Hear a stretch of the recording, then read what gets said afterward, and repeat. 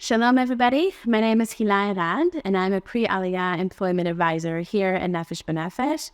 I'm pleased to spend the next hour or so with you here today as we discuss short-term planning for your job search in Israel. This video is really intended for anybody who is, let's say, between 8 weeks and 6 months of making Aliyah, okay? If you are tuning into this video and you realize that your timeline is not within this timeline, I do encourage you to go ahead and take a look at our YouTube channel, which has additional videos to focus on aspects that are more relevant for that timeline. Go ahead and grab a pad of paper, open up a blank document on your computer, bring yourself a cup of coffee or cup of tea, and let's go ahead and dive into employment. So I do want to say Mazal Tov on your Aliyah, and really Mazal Tov on the choice that you made to be here with us today. Making Aliyah, if you're, again, watching this video, you're already in the last hurrah. So making Aliyah is a huge commitment. And really, I do want to acknowledge the fact that you chose to be here today and chose to go ahead and take the time to focus on employment for Aliyah. When making Aliyah, there are a lot of questions and thoughts that might come to mind. Like, what does my actual timeline look like? I'm not really sure I want to make Aliyah.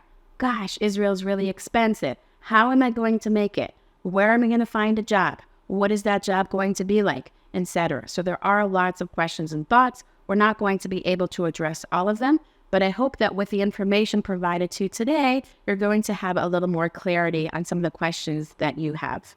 Today, we're going to discuss your Aliyah timeline and what you should focus on. We're going to discuss resumes. We're going to discuss market identification, networking, and why you're networking. We're going to discuss a job versus career here in Israel, and we're also going to touch up on budgeting tools. As we begin, we're going to look at the employment timeline. Now, I did come up with a slide because I think it's very important to look at the different aspects that you should be focusing on from the time that you're maybe thinking about Aliyah, maybe in 3-4 years, maybe 2 years, to maybe we're here 6 months from the Aliyah day, or really you are with a ticket in hand and you're ready to get on that plane and come and work in Israel. So today, what we're going to be focusing on is the short-term employment planning. Like we said, we're going to talk about resume composition, job market identification, networking, and budget planning. If you do realize that you maybe missed a step, perhaps maybe in long-term employment planning, that you wanted to know more about Hebrew learning resources, then go ahead and circle back to the additional videos that we have on the YouTube channel to make sure that you tune into those as well. We're going to talk a little bit about the resume. So really, what is the goal of a resume? So the goal of a resume is really to put yourself out there, to market your skills, and really to be showing your best self in order to be able to show that you are a good applicant for a position, and really to get the company to engage with you with the next step, whether it's an interview or a phone call or maybe an email, whatever it might be. There are a couple of principal elements that are very important to keep in mind when you compose a resume. So the first one is that you have to make sure that your resume is clean from mistakes, and also clean in design. You have to make sure that your resume is concise, that it's clear, that it's brief, that it's updated, that it's the most relevant to the position that you're applying for, that it's readable. Sometimes when you put together a resume in the States, you don't really think about the fact that maybe a person in Israel who works in HR in a company is not going to be fluent in English and is going to have a hard time reading certain words or certain fonts. So it's important to make sure that your resume is readable. And of course, that your resume is tailored for the specific job that you're going to be applying for. There are a couple of resume types when thinking about resumes in general. And one shouldn't really have one specific resume that they're going to use over and over again. So the first one is a skills-based resume, and we're going to talk about that in relation to a profession-specific resume. So a profession-specific resume is really the resume that most people think of. It basically has your information and your work experience with more recent workplaces up on the top and workplaces that you worked at longer ago down below. And the skills-based resume could be a skills-based a document that you're going to put together if you have certain skills, but you use them at different types of positions in the past. So let's say that you are a lawyer and now you want to go ahead and open up a bakery, or maybe you want to become a baker who works at a bakery and is going to be hired by a company. You want to make sure that you're using your skills that you have and maybe how they were demonstrated in your previous role as a lawyer or elsewhere. There is an entry-level resume versus an experience-based resume. Somebody who is really looking for an entry-level position might have their education section in the top, but somebody who has more experience would have their education down lower. Medical and academic resumes will look different than your typical professions-based resume or skills-based resume. We're not going to really go into them in depth, but it's really important to recognize that they do have their own place aside. What's really important to really notice here is that in Israel, you really have to look at the length of the resume, the language, and the evolution of a resume. So in Israel, typically a one-page resume is expected in most jobs and can be put together in most cases. The language, oftentimes, you can start with an English-based resume. We're going to talk more about submitting the resume, but in general, know that if you have an English resume and you do see a job posting that is in English, you can definitely feel free to submit an English resume for that position. However, if you're looking at the job boards and you're noticing that you see a lot of job openings that are listed all in Hebrew, then you might want to consider composing a Hebrew-based resume to submit to those openings. The document should always be changing. It should always be updating. Always strive to make sure that it's as up-to-date as possible. We're going to show a few different types of resume samples. There's lots of other ideas out there. What's really important to focus on is that every sample should have your name, and if you would like your title clearly stated, it should have your contact information stated. And let's say right now you're in North America. I would say remove your physical address because you want to show the hiring manager or even the person that you're networking with that you're available to work. But you can certainly leave your foreign phone number right now. If you don't have an Israeli phone number and you are willing to have a person reach out to you on that number, definitely go ahead and leave that in there. Some people will choose to have their LinkedIn profile, okay? An email address for sure. So different ways that people can get in touch with you. You'll also notice that every resume should have an education area, should also have your recent places of employment, should have any army service, if you have that here in Israel, or any volunteer opportunities that you took that are relating to your job. And so they should really all have a summary statement or an objective statement.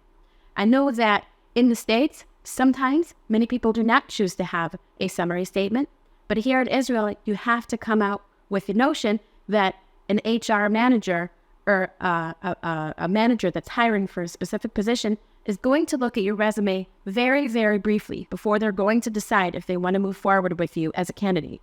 So if you can come up with 3 or 4 sentences about who you are professionally and what skills and what attributes you bring to a company, what you're looking for, that would be real great.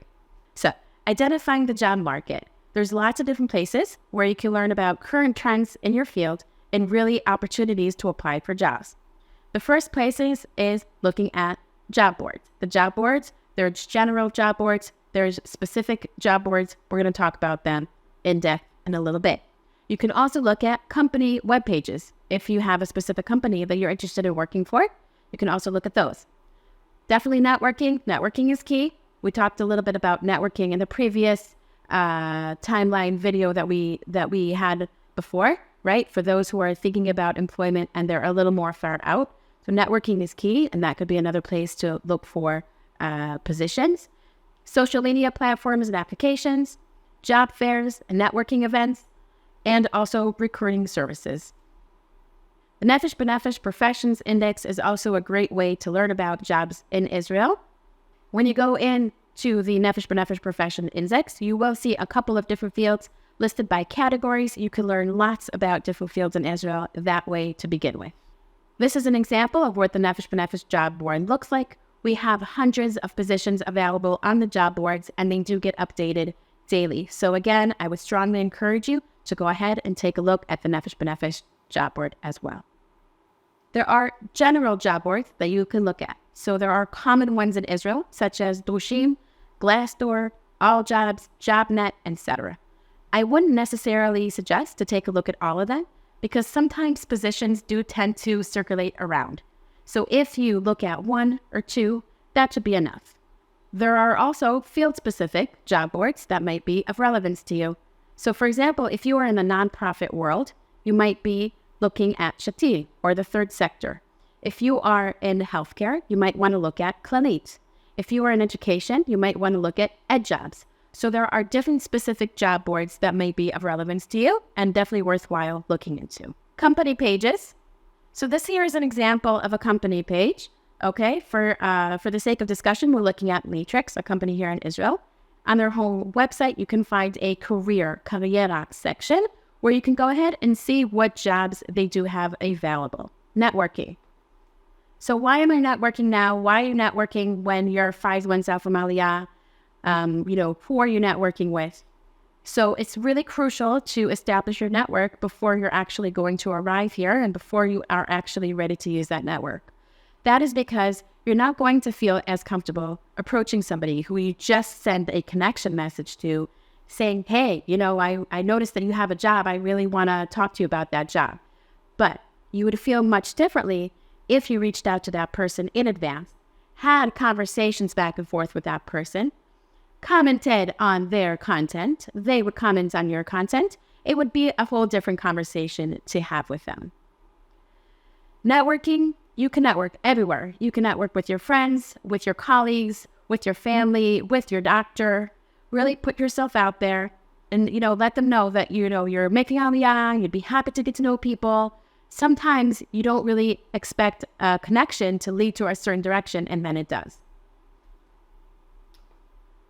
Social media and applications are really vast. There's lots of them that you can focus on. Today, we're going to focus specifically on Facebook and LinkedIn as 2 potential platforms to network on.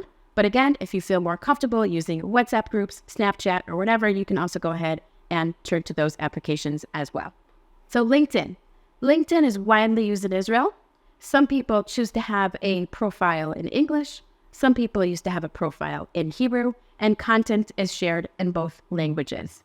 Depending on the field that you're in, you might find LinkedIn more helpful than others. But I do strongly encourage you to go ahead and think about using LinkedIn. If you're on LinkedIn currently, it might be that you have a profile. Maybe it's up to date, maybe it's not. But really think about the term of using LinkedIn, being on it regularly, and really looking to expand your network daily on it. And when I talk about network, we're going to talk about network in Israel. And soon I will show you exactly how you can go ahead and expand your network here. But really make sure that you do have a profile, that your profile is up to date, that it is a profile that you are happy to share with anybody who wants to learn more about you and about your career goals and your objectives when you make Aliyah. This here is an example of a marketing director, okay, and how you can find people in the marketing area here in Israel. So you can actually go ahead and type in marketing director, and then you can go ahead and filter for people. You could go ahead and filter for Israel in location, and then you'll find people who are in marketing directors here in Israel, and you can then reach out to them. And furthermore, you can go ahead and look at their network and go ahead and reach out to their people in contact that they have. Just hit connect, but make sure that when you do connect with people, you are sending a note as well and not just sending them a connection request. People are going to be more likely to respond to your connection request if you do include a few words about who you are and why it is that you're reaching out to them. And you will find that generally in Israel, people are very happy to connect and are very happy to help out. Let's talk briefly about Facebook, because it's funny, but Facebook has its own place in looking for work in Israel.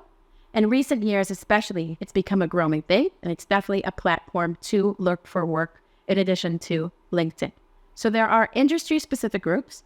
Okay, for example, if you're a dietitian, then you might find a group called Dietanim and Dietaniot, which is a group that that is really where all the dietitians in Israel collaborate with and share information. And that's a lot of times where jobs are posted, okay?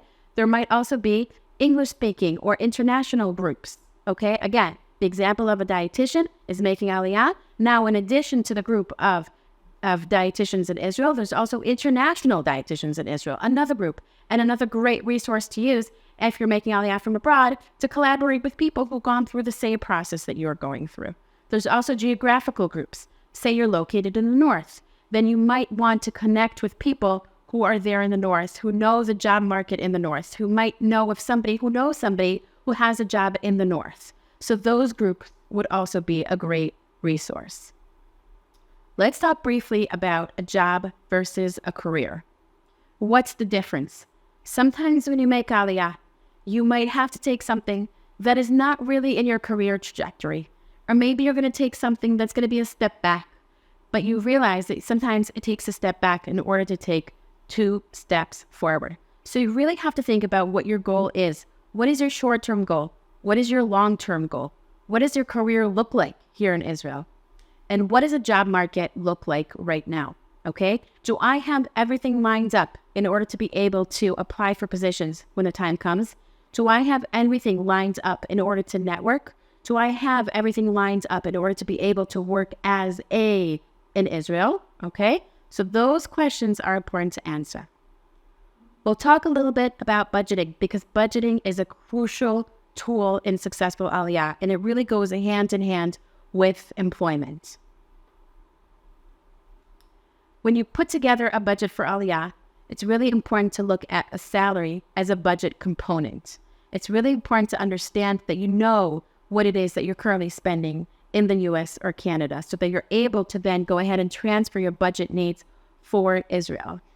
It's very important that you know what it might take of you to transfer your field, or perhaps to start up a business, or whatever it might be, as far as having the numbers down for budgeting purposes. For example, if you're an atzma'i, okay, if you're an independent employee, you want to have your own business, you need to understand that you might have to budget some funds in order to be consulting with a US CPA based here in Israel in order to really make sure that your business and your taxation and everything is taken care of.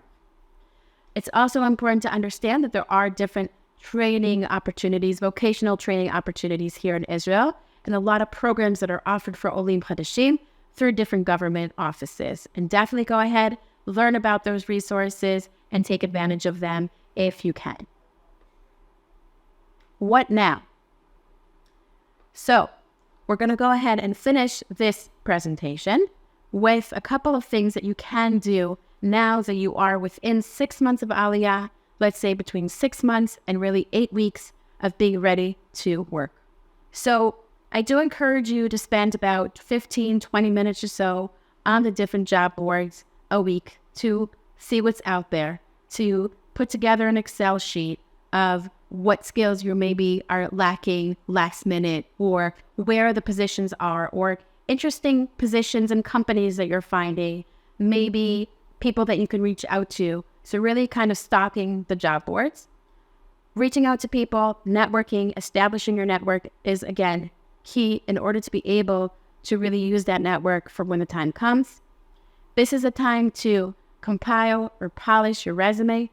Make sure that if you are looking at marketing, but you're also realizing that you have good knowledge and experience in writing and editing, and you're going to be maybe submitting a resume to a marketing position, but then an editing position, that you want to make sure that you have 2 separate resumes, and both of them are ready to go and most updated and are really polished and clean. You want to assess your budget at this point. Like we talked about, this is the great time to be sitting in the comfort of your home, discuss your finances, look at your savings, look at what it is going to cost like when you move to Israel, and try to put the budget in shape so that when you get here, you're not scrambling around to try to find work because you are now in an emotional need to find work, because you need to have work. Work on your Hebrew. As much as you can work on your Hebrew now, the better off you're going to be when you get here. Even if you bring a remote position with you, even if you find a job in Israel that is going to be in a high-tech company, that you're going to communicate most of the day in English, it's still crucial to have Hebrew, to understand your payslip, to be able to have a conversation with a colleague, to be able to go out to lunch with a service provider or a client. So the more you can work on your Hebrew now, again, the better off you're going to be when you get here. So practice, practice. There's lots of different resources. I do encourage you to go ahead and visit the video for those who are making Aliyah long-term planning employment on our YouTube library so that you can make sure that you have all of the Hebrew learning resources available to you. And again, if you do have any further questions, you can always reach out to me with an email at employment@nbn.org.il. I'm happy to have a one-on-one Zoom conversation, a phone call. Happy to answer any questions that you have in an email. And really, I'm looking forward to welcoming you here in Israel and to provide you with further employment assistance. Take care. See you soon.